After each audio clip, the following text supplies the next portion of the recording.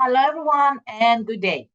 Today, along with Mo, I would like to inform you about a critical development in the email sphere that's bound to impact every sender, especially those who engage in bulk email campaigns.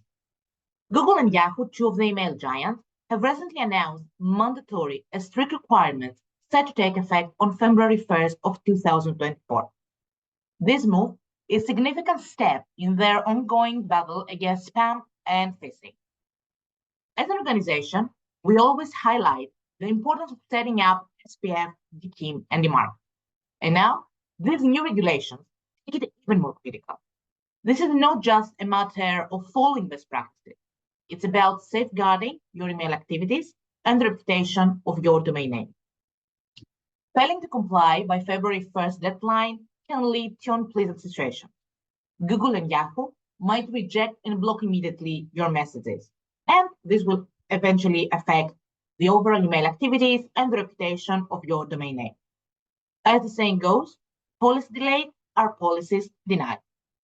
Now, today, I will show you how easy it is to set up SPF, DKIM, and create a DMARC value, and how you can keep your complaint rate low.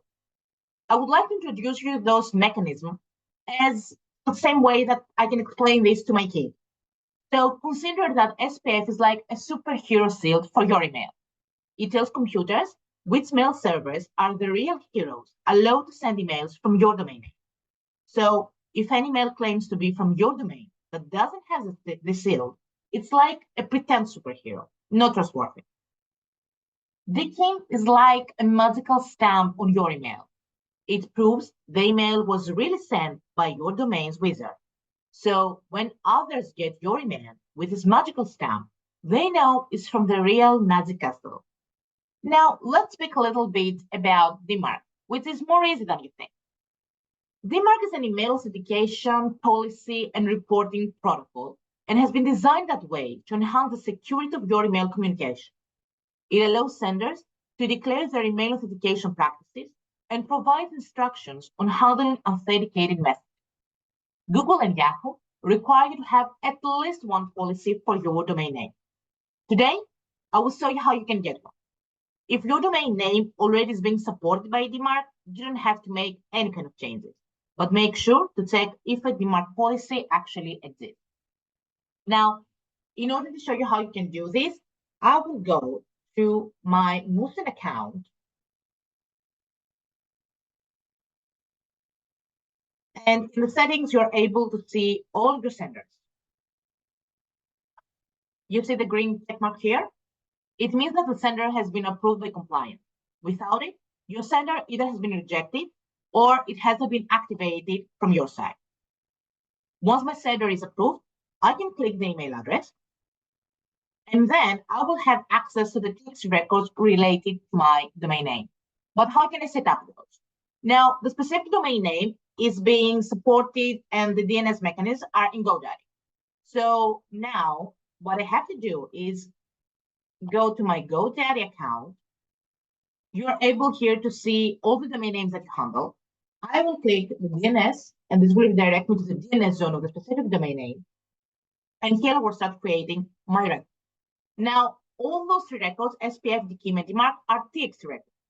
So it's very easy for me to create a new one by clicking Add New Record, choose an option. We will start with the DKIM, and as the name, I will go back to Moosend account. I will copy that part, which contains the selector basically of Moosend, and then I will copy the value,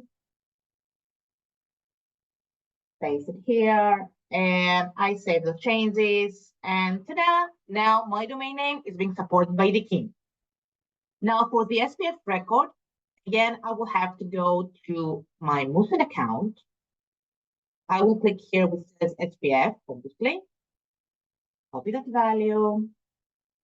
Back to my DNS zone, create a new one. Again, this will be a TXT. As a name, I will add the add symbol, and value, it will be that one. Now, if your domain name is being supported already by SPF, In that case, you will have to edit the existing record and simply include our value as a part of it, which means that basically when you have multiple surveys that you're sending messages, you have to merge those values under one fixed record. Now, for the DMARC policy, it's a critical aspect of the DMARC record. It specifies how receiving mail service should handle emails that fail authentication check. If you don't have a DMARC value, you can generate a new one by selecting any DMARC generator services that you can find online. Now, if you ask my opinion here, I will suggest DMARC Advisor, DMARCR, or Easy DMARC. All those services, they do offer a DMARC generator. As for the policy, I suggest starting with P equal none, but this can be changed based on the policy of your organization later. Now, for my example, and since all the domain names that we handle are under DMARC Advisor,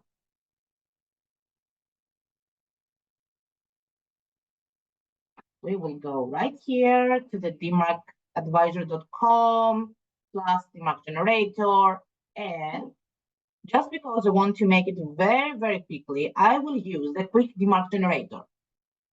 Now, let's click that. Policy, as I mentioned, will be equal none.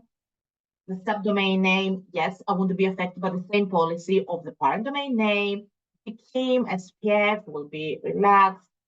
I think they want to receive reports, so make sure that your domain name also has MX records. And for my domain name, I will use postmaster@cerula.com. Same here. And I would like to receive reports every time that one of the mechanisms fails, and create record. And that's it. Now I do have a DMARC value with, again, I will go back to GoDaddy. I will create a new TXT record. Now, this time for the name, make sure underscore DMARC. I will paste the value, save the changes, and that's it. Right? Now, my domain name is being supported by everything that Google and Yahoo, and not only those mail clients, but most mail clients, they will check the headers of the messages and they will try to understand that you have set up the correct DNS authentication. And you basically, every time you will hit their door, they will check that indeed you allow specific senders and specific IPs to send messages on your behalf. Now, let's take our focus to a crucial metric in email marketing, the spam complaint rate.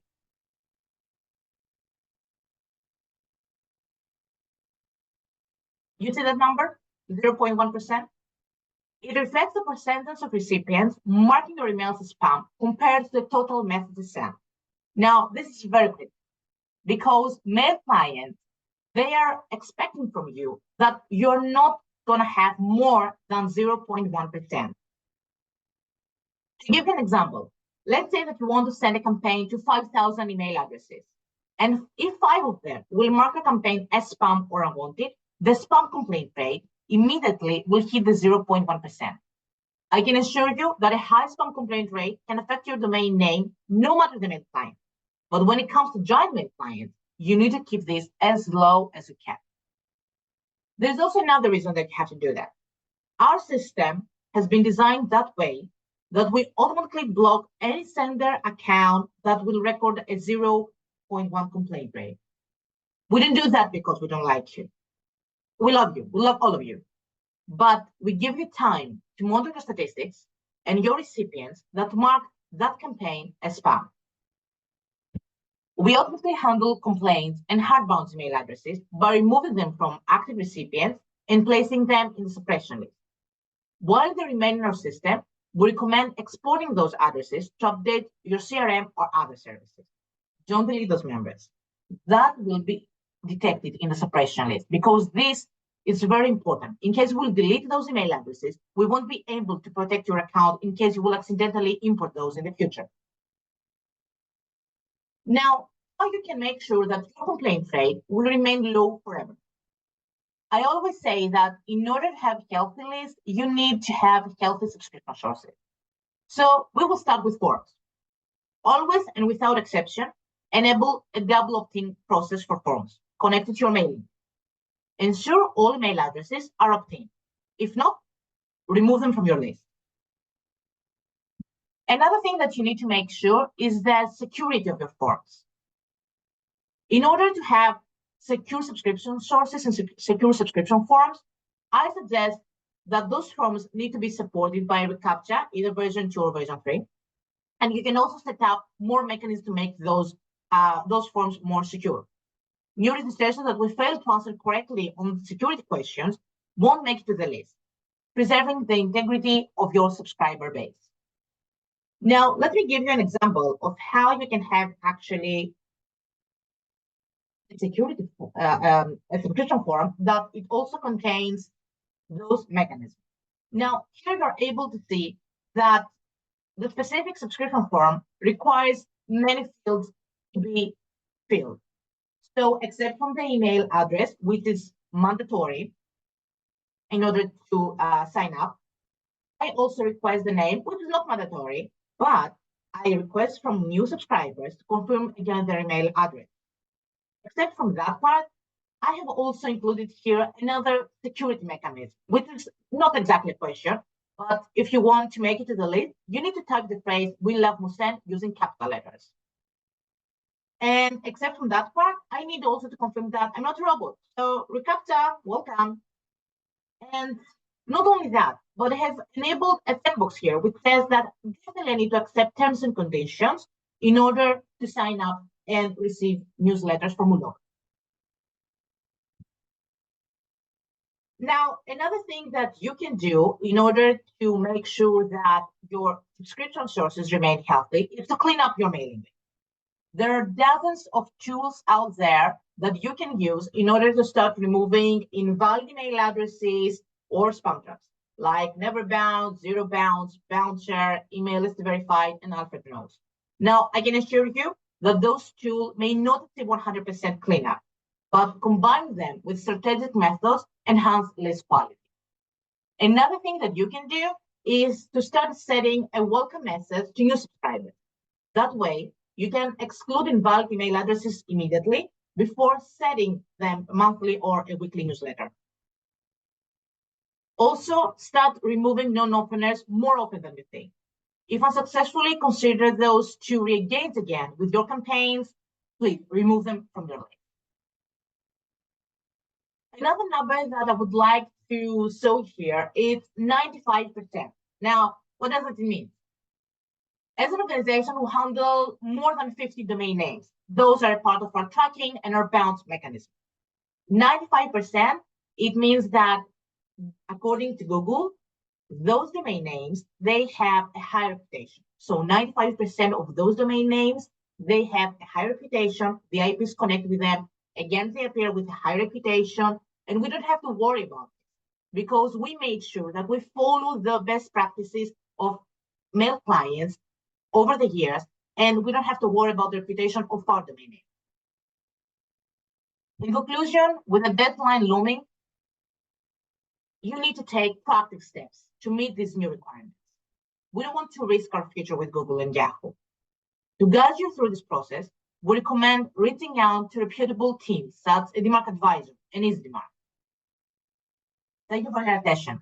And let's ensure our email practices are not just compliant, but also stand out as paragons of security and trustworthiness. Good luck.